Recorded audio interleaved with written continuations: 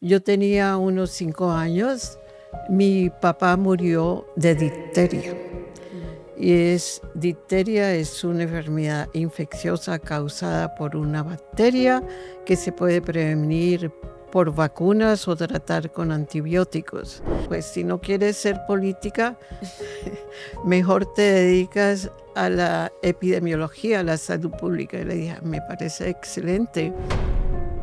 En el primer año me aceptaron estar en el Instituto de Cáncer de Estados Unidos, que era el instituto de cáncer más grande, más importante en el mundo. Al principio no fue muy fácil porque siendo de un país latinoamericano que no era miembro de la agencia, siendo mujer tampoco era muy evidente.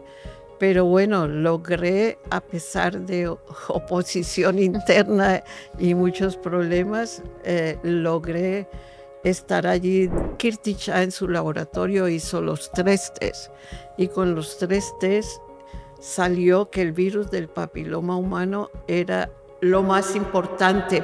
Con esto fue el estudio clave que publicamos en el año 92, diciendo que el virus del papiloma humano es la causa principal de este cáncer. Estoy segura que he hecho más por Colombia estando fuera que habiendo estado en Colombia seguramente.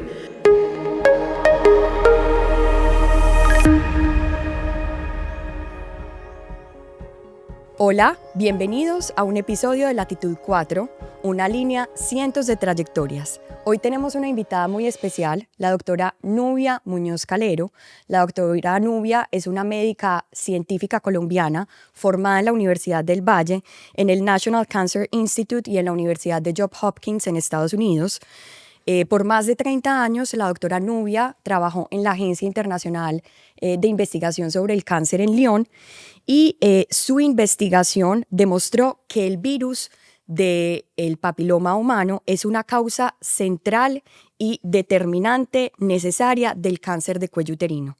Ha sido nominada al Premio Nobel de Medicina por la Asociación Internacional de Epidemiología y distinguida con diferentes premios, entre ellos los más importantes, el Canada Gardner Global Health, el Premio Fronteras del Conocimiento de la Fundación BBVA, el premio otorgado por la Fundación Buchbacher en Suiza, el Premio Sir Richard Dole Prize, la medalla Légion de l'Honneur y la Cruz de Boyacá. Doctora Nubia, muchísimas gracias por estar acá. De verdad es un honor para nosotros que usted haya querido venir a contar su historia y a darnos la oportunidad a nosotros de visibilizarla. Entonces le doy la bienvenida a este episodio de nuestro podcast. Muchas gracias, María Luisa.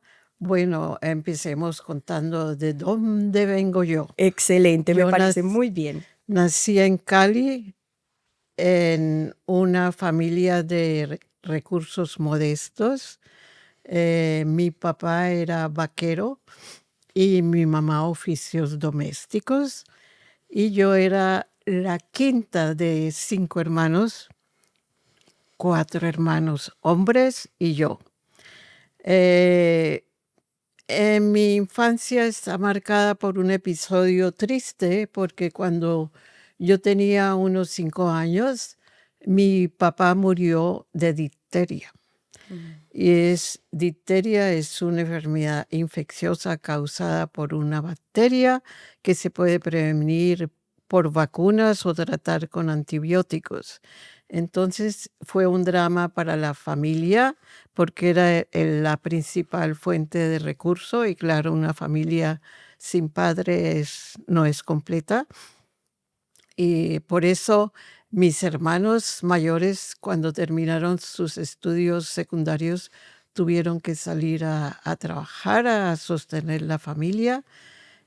Fueron muy calurosos conmigo y sobre todo apoyaron mi decisión de estudiar. Como yo era la última, no tuve problema para estudiar porque siempre lo hice en instituciones públicas en Cali.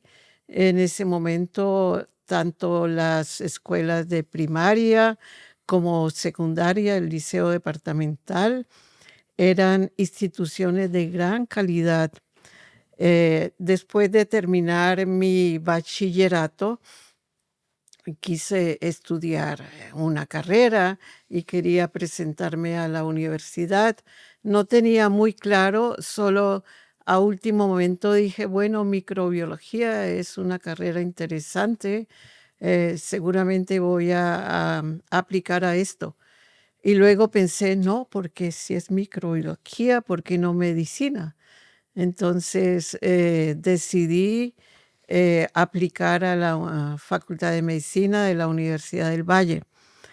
En ese momento pues era muy difícil entrar porque había que presentar un examen de admisión que era bastante complicado, Difícil. difícil. Pero bueno, lo pasé. Así empecé yo un año de premédico en Cali y luego hice toda mi carrera de medicina en Cali, en la Universidad del Valle. Eh, Como era una universidad pública, pues no había que pagar una matrícula muy cara, pero se pagaba una matrícula de acuerdo a tu declaración de renta. Yo pagaba la menor y los que tenían más dinero pagaban la más Para más alta. alta. Y el primer año yo saqué el segundo puesto y el que sacó el primer puesto era el muchacho más rico de la clase. O sea que él no pagó matrícula y yo tuve que pagar la mitad de la mía.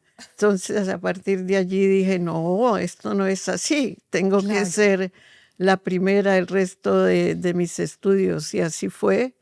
Pero el hombre que sacó el primer puesto en el primer año no estaba nada contento con esto. Siempre iba por detrás de mí a preguntar a mis profesores que le mostraran mis notas. No.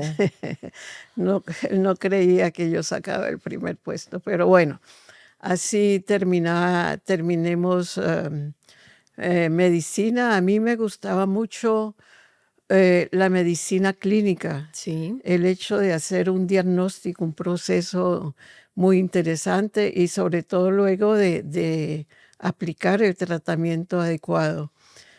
El problema fue que como teníamos pacientes a nuestro cargo a partir del tercer año de medicina, yo seguía a esos pacientes durante el curso y cuando alguno de esos pacientes se moría era la tragedia para mí porque yo me identificaba mucho con ellos, conocía a sus familias y todo esto. Entonces dije, bueno, Nubia, si vas a dedicarte a esto, seguramente vas a tener muchos problemas de Muchos depresión. dolores. Sí, dije, a lo mejor buscar otra cosa. Y al mismo tiempo me gustaba mucho la investigación clínica. En general, había allí un profesor que se llama Pelayo Correa, que era el profesor de patología, que era el que más proyectos de investigación tenía. Y él fue mi profesor de patología y con él hice los primeros estudios de investigación en cáncer de pulmón, en cáncer de estómago. Y él hice entonces la especialidad de patología, Sí. que me interesó porque era ver la parte íntima de la enfermedad, pero realmente no me gustaba como para ser patóloga toda mi vida porque gran parte es de rutina. Los diagnósticos, algunos se vuelven muy rutinarios, entonces dije, bueno, yo quiero sobre todo hacer una disciplina, una especialidad que tenga impacto en la gente. Entonces, Pelayo Correa, mi profesor, me dice, pues si no quieres ser política, mejor te dedicas a la epidemiología, a la salud pública. Y le dije, me parece excelente. Y en ese momento estaba la Agencia Internacional para Investigación en Cáncer, IARC, en Lyon, que había sido fundada en el año 65 por el presidente Charles de Gaulle. Y de Gaulle lo que propuso en ese momento era que los países ricos, en lugar de gastar mucho dinero en defensa, dedicaran un pequeño porcentaje, él decía 1% del presupuesto de defensa en investigación en cáncer. Y bueno, al principio fueron 5 o 10 países, Francia, Estados Unidos, Inglaterra, Italia, Alemania, Japón y Rusia, la Unión Soviética, que dijeron, ok, estamos de acuerdo. Y luego se unieron otros países cuando a mí me dieron la beca porque la agencia, además de estar situada en Lyon, y Lyon fue escogida porque De Gaulle decía, quiero que sea en Francia, a pesar de que la agencia es parte de la Organización Mundial de la Salud en Ginebra, está asociada con la OMS, quiero que sea en Francia porque es unidad de Francia y por eso la agencia está en Lyon desde ese momento. Y en el principio crearon una beca, sobre todo para estudiantes de países menos ricos, para estudiar epidemiología. Y entonces yo fui una de las primeras que tal vez el tercer año de las becas que yo apliqué a esta beca, eran becas por 2 años y en el primer año me aceptaron estar en el Instituto de Cáncer de Estados Unidos, que era el instituto de cáncer más grande, más importante en el mundo. Y allí yo llegué a hacer patología experimental y virología.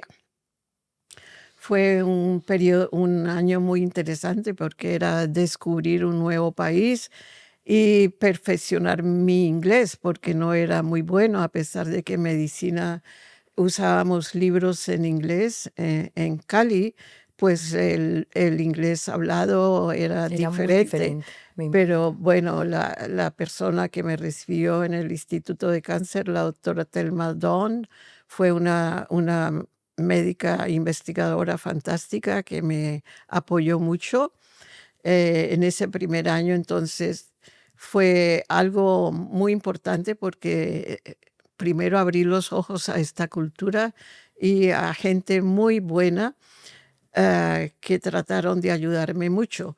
Pero yo quería hacer epidemiología, entonces apliqué a hacer un máster en la Universidad de Johns Hopkins. Allí lo hice con uno de los padres de la epidemiología del cáncer, que ya no está con nosotros, Abraham Lilienfeld.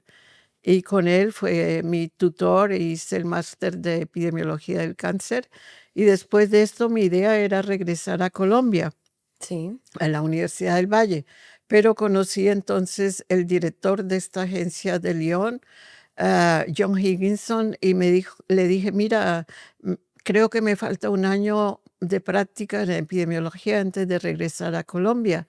Y él me dijo, no, las becas son por 2 años, no le podemos dar más, pero si quiere venir a Lyon como un fellow en epidemiología, estás bienvenida. Y dije, claro que sí. Entonces me vine a Francia y ese primer año fue fantástico porque descubrí otra cultura. ¿y en qué idioma hablaban? Bueno, como es una agencia internacional, la mayor parte del staff era de los países que la financian y los idiomas oficiales eran inglés y francés. O sea que no tuve problema porque todo el trabajo era en inglés, pero el francés, el mío, era muy rudimentario. Podía leer, pero no podía hablar.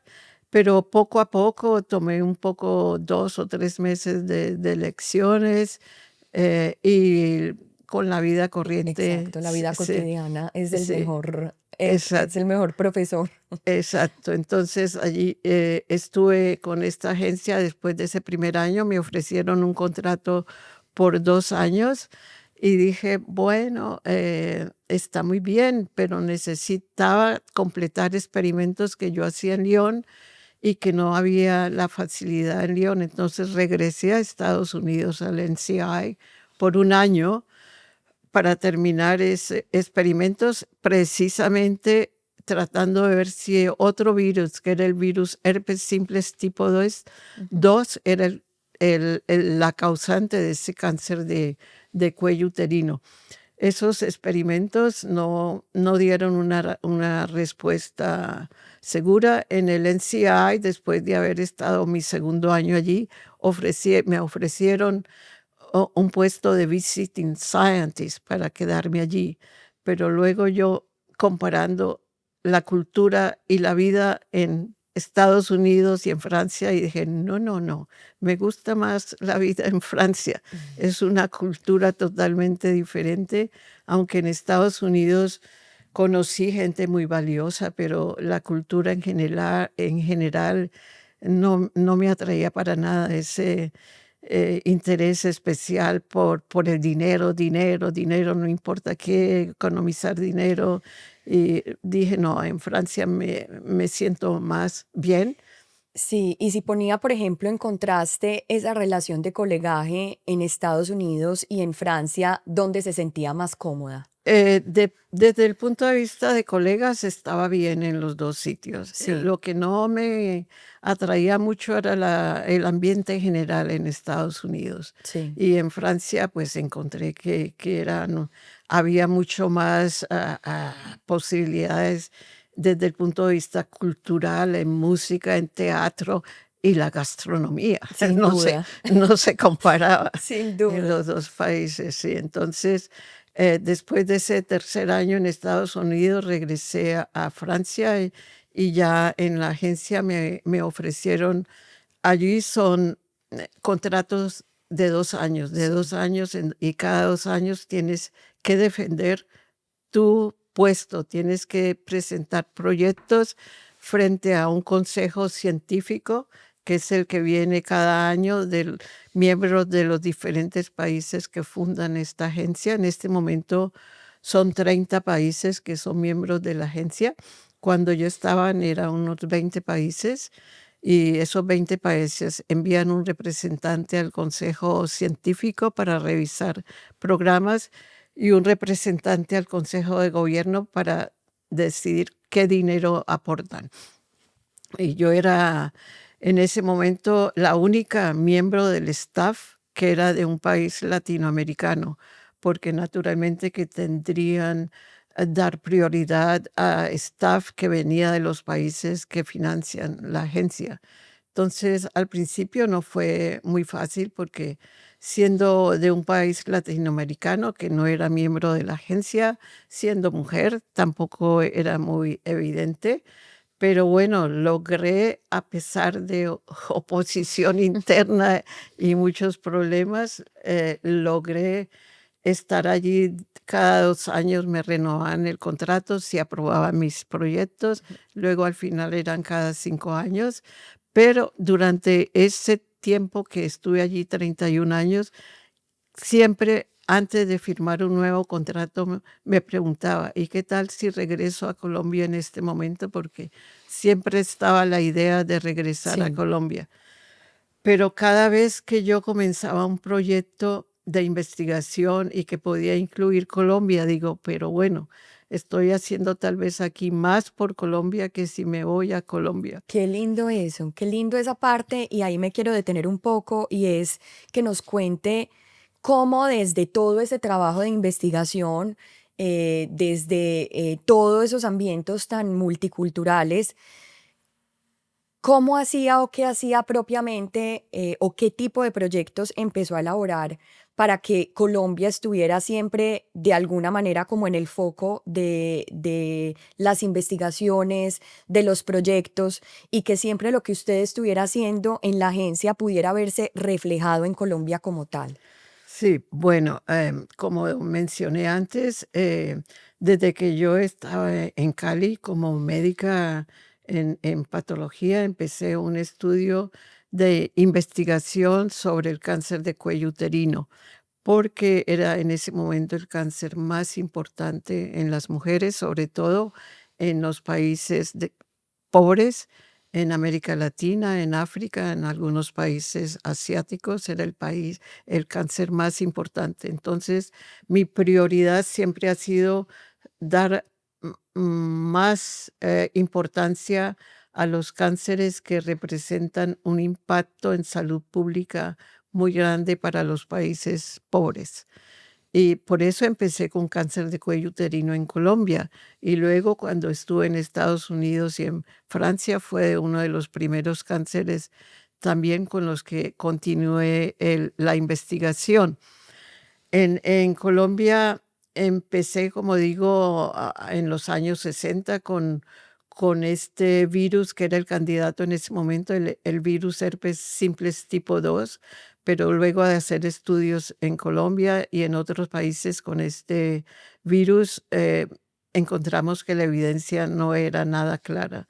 Ujú. Entonces, en los años 74, 75, un patólogo amigo en Recife, Brasil, me llamó la atención diciendo: "Nubia, aquí hay mucho cáncer de cuello uterino, de pene y además hay muchas verrugas genitales".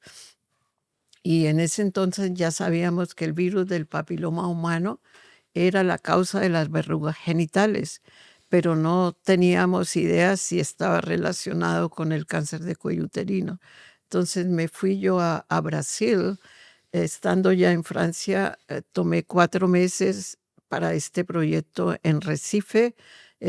Investigué, hice una encuesta y tomé muestras de tejido tumoral congelado de unos 400 pacientes de cáncer de cuello uterino, cáncer de pene, cáncer de ano y verrugas genitales. Y regresé a Lyon con esas muestras tumorales congeladas a buscar un laboratorio porque en Lyon no había laboratorio que ¿Eso analizara. fue en qué año? En 76, Sí. 77, en ese momento el laboratorio en Europa que trabajaba en virus de papiloma humano está en París, Institut Pasteur, con Gerald Orth, Sí. que era el experto en papiloma humano. Y en virus de herpes simple, que era el otro candidato, estaba en Alemania. Uno de ellos era Harald Surhausen en Heidelberg.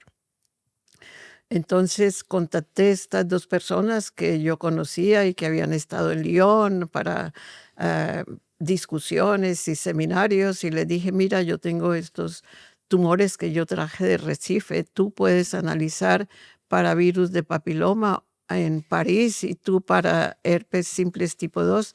Y dijeron que sí. Entonces yo tomé muestras de mis tumores y le mandé a cada ¿Y uno. usted ya tenía la intuición de que iba a salir, que estaban relacionados con el cáncer de cuello uterino o todavía no era evidente para usted? Todavía no ya se sabía que el virus herpes era el candidato desde hace 40 años, pero no había información para el virus de papiloma.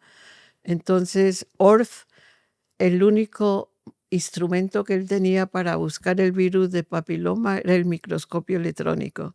Y él miró mis tumores y los condilomas gigantes en el microscopio electrónico y encontró que habían partículas virales en los condilomas, como era la causa de esos, pero no en los cánceres de cuello ni cáncer de pene. Y entonces allí más o menos dijimos: "Bueno, se cayó esta hipótesis del papiloma", pero Surhausen en Alemania tampoco encontró. En ese momento ya había hibridización para el virus herpes tipo 2, no encontró DNA del virus en mis tumores y allí se cayó totalmente esta hipótesis del virus herpes tipo 2. Pero con los tumores que yo envié a Alemania, un estudiante de doctorado pudo clonar por primera vez virus de papiloma humano, de cáncer de cuello uterino y cáncer de pene. Pero a través de lo que usted había llevado. Sí. Ok. Entonces, a partir de allí se desarrollaron técnicas de laboratorio para medir ese DNA del virus en muestras de tumores. Claro que el alemán que dirigía ese laboratorio y que luego ganó el premio Nobel no admite que eran mis muestras. Ahí me quiero detener un poco, justamente eso, porque es que acá hay algo muy importante y es que finalmente gracias a ese contacto que usted tuvo en Brasil y todo eso que se empezó a desarrollar fue que aquí llegó a Francia esas muestras y en consecuencia salieron las demás hipótesis y salieron los resultados. Finalmente, cuando se descubre que efectivamente hay una relación de causalidad entre eso que se encontró y efectivamente ese cáncer de cuello uterino, usted recibió como el reconocimiento por haber traído las muestras, por haber sembrado esa idea y empezar a desarrollar eso, o cómo fue esa parte ahí para que a usted le dieran ese mérito de eso que se encontró. No, no, no. En ese momento, como digo, en Alemania el director de ese laboratorio no confirmó o no quiso aceptar que eran las muestras que yo había traído de Recife. Pero bueno, eso dejémoslo aparte.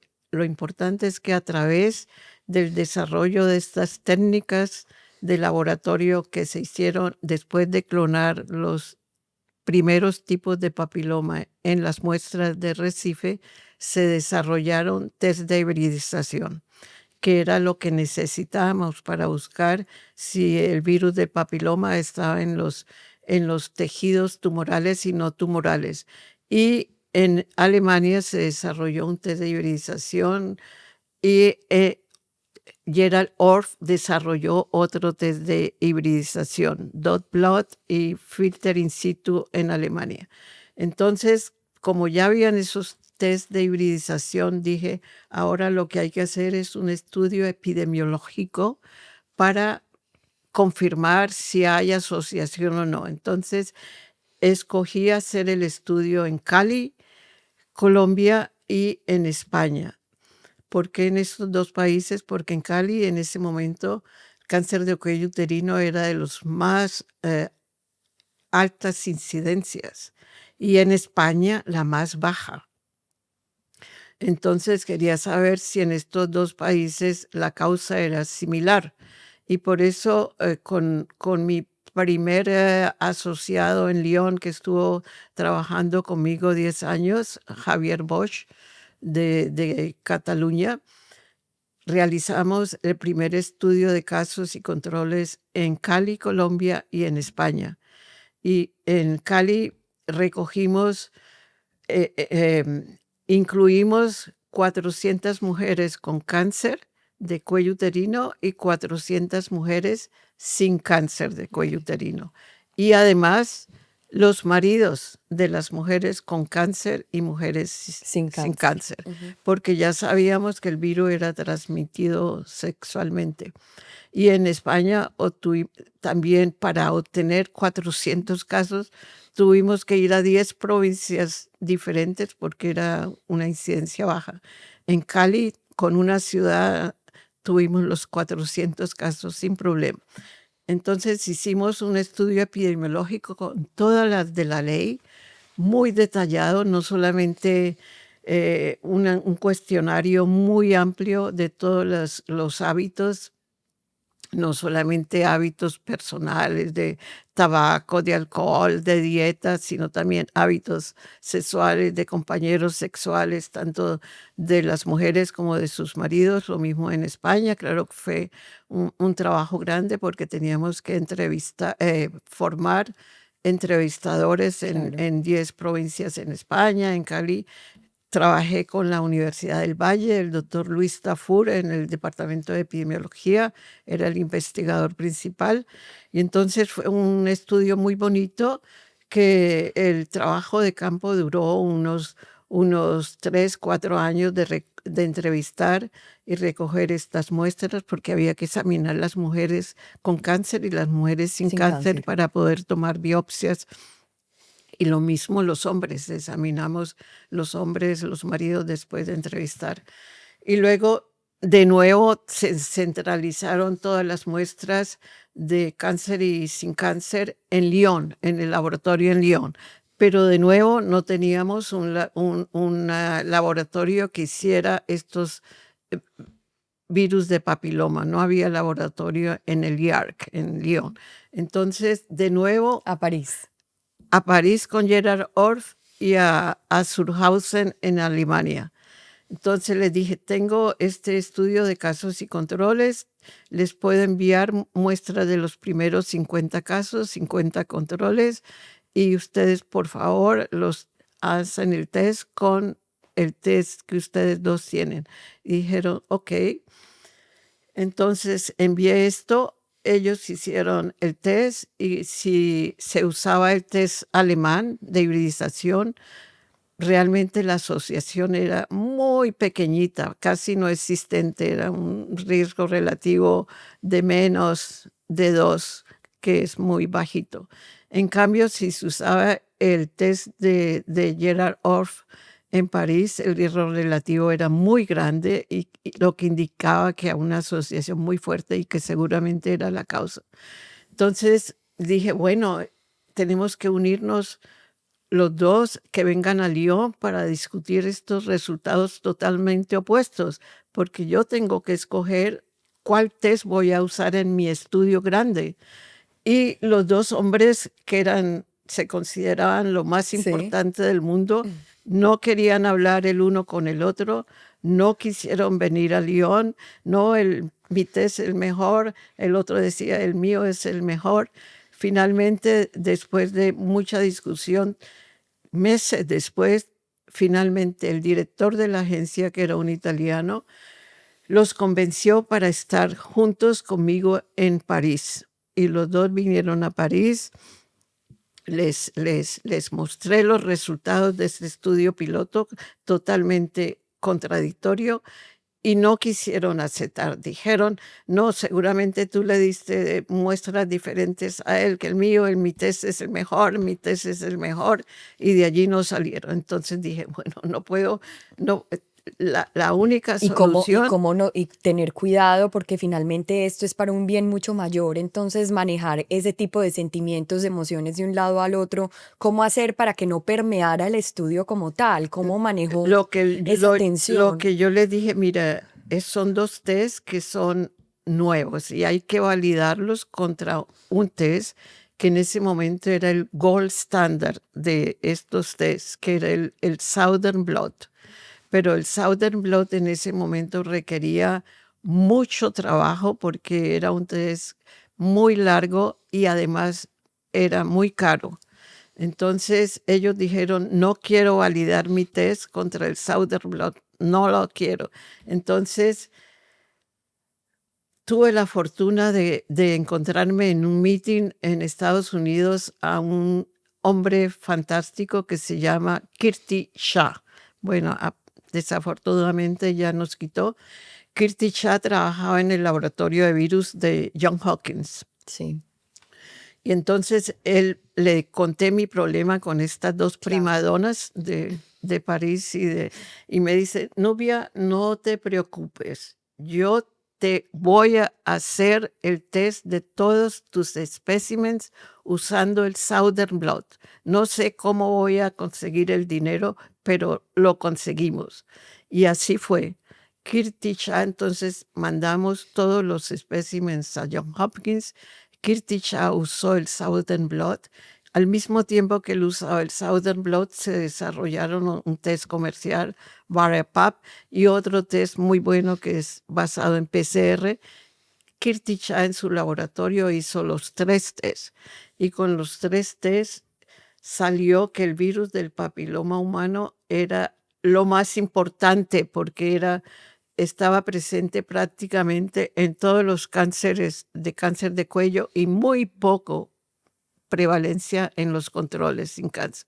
Con esto fue el estudio clave que publicamos en el año 92, diciendo que el virus del papiloma humano es la causa principal de este cáncer. Y luego entonces pudimos repetir con los tests que ya estaban desarrollados para confirmar estudios en otros países de América Latina, en Paraguay, en Brasil, en Perú, en 3 países africanos y 3 países asiáticos, el mismo estudio para ver confirmar. Y además de esto, hicimos en 20 países para ver cuáles eran los tipos de papiloma, porque luego se vio que es una familia muy grande con más de 200 tipos de papiloma y había que identificar cuáles de esos 200 tipos eran los causantes del Tenían cáncer. incidencia, claro. Y a raíz de esa investigación y de esos resultados y de esos hallazgos propiamente, quiero que aprovechemos este espacio para que usted nos cuente un poco cómo se empezaron a dar esos reconocimientos al respecto, cómo se ha sentido usted con toda su trayectoria y con los múltiples premios, nominaciones que ha obtenido al respecto, y cómo pues eso ha tenido incidencia en lo que sigue haciendo por Colombia. Sí, bueno, con ese primer estudio luego hicimos un par de meetings en Lyon, donde invitamos expertos de todo el mundo a presentar los resultados. Se hicieron publicaciones de monografía también en la agencia en Lyon y a partir de allí ya todos estaban convencidos de que no había duda que este estudio era lo más importante y los otros estudios y que el IARC, mi pequeño grupo, porque en el IAR yo tenía, éramos dos, Javier Bosch y yo, y todo esto lo logramos gracias a convencer los colaboradores en todos los países que participaban, los contactábamos, les decíamos, nosotros enviamos todo el material de cuestionario, de laboratorio para colectar muestras. Nosotros vamos y entrenamos los colegas en cada país y para investigar, para hacer la entrevista y para tomar las muestras. Y ellos, todos estos colegas en los diferentes países aceptaron. Nosotros lo único que dábamos era realmente nuestro conocimiento y muy poco los materiales de laboratorio. Y ellos pagaban todo el resto, las 50 encuestadoras, los Sí. médicos. O sea que gracias a eso, a la colaboración de todos los colegas en estos países, logramos con muy poco dinero hacer estos estudios No, increíble. fantásticos. Y sobre todo, yo creo que juega mucho el contacto que tú haces con la gente. Sin Entonces, duda. nosotros íbamos a ellos, explicábamos bien el protocolo, eh, hasta que no estaban contentos y entusiasmaron. Muchos de ellos no sabían nada de epidemiología y luego se entrenaron en epidemiología. Nos hicimos muy amigos.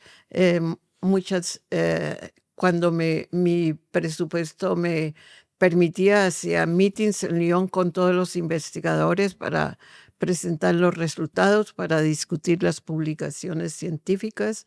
O sea que un grupo muy unido, una interacción Muy de importante. persona a persona que era muy importante.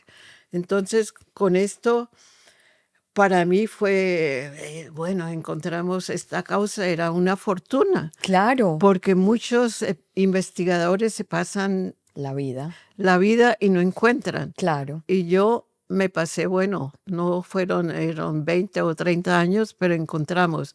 Y lo que había que hacer enseguida era la vacuna para prevenir. Y entonces yo dije, pero tenemos que hacer esta vacuna en América Latina. Pregunté a la OMS cuáles eran los laboratorios en América Latina que tenían facilidades y me dijeron en Cuba. Hay varios laboratorios de biotecnología. Entonces, en Francia, en la Universidad de Tours, un colega que había ya desarrollado, trabajado la vacuna de hepatitis B, Sí. utilizando la misma técnica recombinante, ya él podía también producir la vacuna de papiloma humano. Pero él en el laboratorio de la universidad no podía hacerlo porque las prácticas de manufactura de vacuna en todo el mundo cambiaron totalmente y se necesitaba ya un laboratorio muy grande y condiciones que no estaban en la facultad o en la universidad. Entonces, con Pierre Coursayer de la Universidad de Tours me fui a Cuba y visitamos todos los laboratorios de biotecnología con Agustín Laje, que era el segundo de Fidel Castro, y él decidimos que el laboratorio Finlay era el más apropiado para hacer la vacuna, porque ellos ya estaban haciendo la vacuna de hepatitis B, que era una tecnología similar. Y me dijeron, muy bien, aquí podemos hacer la vacuna, pero necesitamos $200,000. Y yo dije, pues no los tengo porque mi presupuesto de toda la unidad eran $100,000, pero vamos a hacer una grant a la Comunidad Europea. Regresamos con Pérez, escribimos un grant, presentamos a la Comunidad Europea, no lo aprobaron. Seguramente ya los laboratorios farmacéuticos estaban por detrás Claro, con sus... sí. presionando. Entonces, en ese momento conocí al viceministro de Brasil, viceministro de Salud, y le conté el problema y me dice, no hay problema, Nubia, aquí te damos $400,000 y la vamos a hacer en el Fiocruz, el laboratorio mejor de biotecnología de Brasil. Y fantástico, Pierre, nos vamos a ir a Brasil. Y luego, unas semanas después, se cayó el gobierno, No. el ministro de Salud y el viceministro cambiaron y allí se cayó el plan. Entonces, ya me di cuenta que pues era difícil y ya las compañías farmacéuticas comenzaban a interesarse porque ya habían, estos virus de papiloma también producen tumores en animales, en el conejo, en los perros, en las vacas, producen también tumores y cáncer.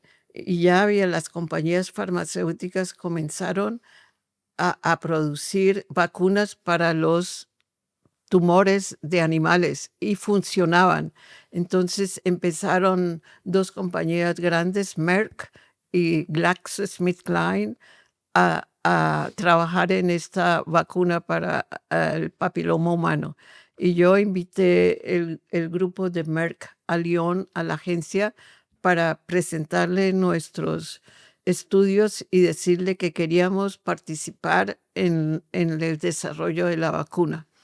Y ellos me dijeron, no, Nubia, nosotros tenemos que hacerlo de manera independiente, ya tenemos un consejo científico, tú vas a estar en el consejo científico, pero nosotros somos responsables por los estudios que van a evaluar la seguridad y la eficacia de la vacuna en los varios países. Habían unos 20 países donde se hacían. Y bueno, entonces dije, bueno, entonces al menos me invitan y dije, tiene que estar Colombia y tienen que estar Qué otros lindo eso. países de América Latina. Y así entonces se desarrolló la vacuna de papiloma humano. Increíble. Qué testimonio, qué historia, qué, de verdad, qué camino tan impresionante el que tuvo que transcurrirse para poder llegar a eso y que lo haya hecho en cuestión. Finalmente el proceso duró 20, 30 años en total, más o menos. Sí. Yo quisiera que le diéramos finalización a esta conversación con varias cosas. Primero, que nos cuente un poco sobre la trayectoria y los premios a los que fue nominada y que obtuvo, y sobre todo cómo se sintió cuando los recibió, y saber que existe esa responsabilidad tan grande, pero también ese mérito y ese orgullo de recibirlos. Y finalmente que nos deje un mensaje para toda la diáspora colombiana migrante y que ha vuelto a Colombia después de haber migrado a través de sus experiencias de vida. Bueno, los premios, como tú sabes y mencionaste, fui postulada al Premio Nobel de Medicina. En ese momento, Sulhausen de Alemania y yo fuimos postulados por la Asociación Internacional de Epidemiología al Premio Nobel. Y en el 2008 también a mí me habían postulado 2006, 2008. Normalmente que en Colombia no se dieron cuenta de esa postulación. En Alemania, Surhausen estaba haciendo lobbying desde hacia, bueno, Alemania por él 3 años o más. Y en el 2008 el Comité Nobel decidió juntar dos virus para el premio Nobel, el virus del SIDA y el virus del papiloma humano. El virus del papiloma humano éramos Surhausen y yo los candidatos, de acuerdo a la Sociedad Internacional de Epidemiología, y de SIDA era eh, Barry Senoussi en Francia y su jefe, Montagnier. Y los del Comité Nobel decidieron, solo se puede dar a 3 personas máximo un premio Nobel. Entonces yo salí y quedó Surhausen para el papiloma y Barré Sinoussi Montagnier para el virus del SIDA. Bueno, para mí no fue un trauma muy grande porque ya tenía el reconocimiento de mis colegas y tenía otros premios, como por ejemplo el de Brubaker Foundation, que es muy importante en Suiza, el premio del BBVA, que también es considerado un premio segundo después del Nobel, lo mismo que el Garner Global Health de de Canadá. Canadá. Entonces, para mí esos premios eran más que suficientes y haber sido nominada al Nobel estaba muy bien, pero lo más importante para mí era realmente qué hacer con esto en Colombia. Y por eso para mí fue muy, muy emocionante cuando el presidente Santos en el 2012 me invitó a la inauguración de la campaña contra el virus del papiloma humano en Colombia. Qué belleza. Yo participé, no personalmente, pero fue muy, muy, muy emocionante que eso comenzó en el 2012 y que era uno de los programas mejores. Hasta el 2013, coberturas por encima del 90%, y luego pasó lo que ustedes seguramente saben en Carmen de Bolívar, que hubo un escándalo con niñas que se desmayaban y que dijeron, esta vacuna está matando a las niñas, y allí se arruinó la campaña de vacunación de Colombia que iban, esto es lo que hacen los rumores, la mala prensa también, y estamos todavía tratando de recuperar esa campaña de vacunación. Antes, en el 2012, 2013, tenían coberturas del 90%, ahora apenas se llega al 40%. O sea que fue una tragedia muy grande para Colombia. Pero bueno, se sigue luchando. Esto es lo que más me ha producido pena realmente, que en mi país, donde había todos los medios, las redes sociales y los medios de comunicación, arruinaron este programa. Pero bueno, ahora hay colegas que sigan luchando para introducir esa vacuna, que es lo más necesario en Colombia para este cáncer. Y quiero entonces que nos quedemos con un mensaje también de ese tipo, y es porque es importante que la gente que escuche este mensaje quiera vacunarse y quiera transmitirle este mensaje a las personas cercanas, a su círculo familiar, de amigos, personas que conozcan sobre la importancia de continuar con esta vacuna, porque creo que este es justo el espacio y también lo que queremos a través de su historia y de todo lo que usted luchó para obtener lo que se logró obtener, pues poder seguir transmitiendo ese mensaje a la comunidad colombiana. Bueno, es muy importante que la población, que las mujeres y que los hombres se den cuenta de que esta es una oportunidad muy grande para prevenir no solamente el cáncer de cuello uterino, sino otros cánceres genitales, el cáncer de vulva, el cáncer de vagina, el cáncer de pene, el cáncer de ano y el cáncer de orofaringe. Es un virus que se transmite por contacto, actividad sexual. Y, por ejemplo, ahora el cáncer de orofaringe en Estados Unidos es más importante que el cáncer de cuello uterino, está aumentando bastante. En Colombia el cáncer de cuello uterino es lo más importante. O sea que para mí tenemos que hacer todo el esfuerzo posible por recuperar esas tasas de vacunación que teníamos. Ya se ha introducido la vacuna en la gran mayoría de los países del mundo.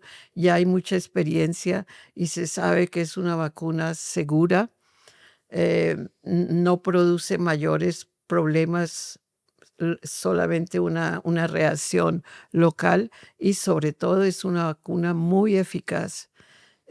Hay varios tipos de vacuna ahora, pero la que se usa en Colombia y en la mayoría de los países tiene 4 tipos. Ahora hay una vacuna con 9 tipos que puede prevenir al menos el 90% de los cánceres genitales. O sea que tenemos que seguir luchando para que esta vacuna se continúe utilizando en las poblaciones más importantes. Ahora en muchos países ya no solo se vacunan niñas, sino niños, porque los hombres también tienen cánceres producidos por el virus de papiloma humano, el cáncer de ano, el cáncer de pene, el cáncer de la orofaringe. O sea que en Colombia, por ejemplo, ahora están vacunando niños y niñas. Y en la gran mayoría de los países ya se utilizan las dos. El problema es que cuando se inició la vacuna se necesitaban 3 dosis, era una vacuna relativamente cara, pero ahora muchos estudios indican que es posible que una dosis sea suficiente, ya el precio bajó, o sea que hay que hacer un esfuerzo muy grande para recobrar la cobertura que se tenía en Colombia hace unos 20 años. Excelente. Quisiera, doctora Nubia, que le diera un pequeño mensaje finalmente para terminar este capítulo de nuestro podcast a la diáspora profesional migrante, de acuerdo con la experiencia que ha tenido en su vida y que hay muchas personas que están tratando de crear su propio nombre, su propio camino en el exterior o de volver nuevamente después de haberlo creado afuera. ¿Qué mensaje quisiera usted transmitirles a ellos en esa lucha y en ese camino? Bueno, basado en mi experiencia, yo quiero decirles que estoy segura que he hecho más por Colombia estando fuera que habiendo estado en Colombia seguramente. No solamente porque pues en todos mis proyectos de investigación siempre he incluido Colombia, he estado presente allí al menos una vez o varias veces al año. He logrado contribuir a la formación de profesionales en Colombia. Muchos de los colaboradores que han trabajado conmigo en Bogotá, en Medellín, en Cali, en Manizales, son ahora gente con gran experiencia. Muchos de los médicos se han vuelto epidemiólogos y continúan en esta lucha. O sea que a pesar de haber estado fuera de Colombia, creo que he logrado hacer más por Colombia estando fuera que si hubiera estado allí, porque sabemos que el presupuesto para investigación y ciencia en Colombia es ridículo, muy bajo y que no están todavía las condiciones para hacer una buena investigación. Yo he tenido la fortuna de que a pesar de que he vivido más años en Francia que en Colombia, he podido estar trabajando muy de cerca para mi país y no solamente haciendo estudios, sino formando gente de Colombia. Me quiero quedar finalmente, doctora Nubia, con esto último y quiero decirle que escucharla ha sido de verdad una lección de ciencia, humanidad y país. Su trayectoria refleja verdaderamente lo que queremos visualizar con este podcast y es que la diáspora profesional colombiana no está aislada, es una diáspora que tiene rigor, que tiene propósito, que tiene entusiasmo y eso es justamente lo que queremos reflejar y su historia lo muestra completamente desde sus inicios hasta lo que ha logrado hacer hoy. Quiero agradecerle desde todo el equipo de producción por su tiempo, por su coherencia, por su empatía, por todo su conocimiento y felicitarla de verdad de corazón por haber dedicado su vida, por estar dedicando su vida a salvar muchas otras. Muchas gracias por estar aquí. Gracias a ti.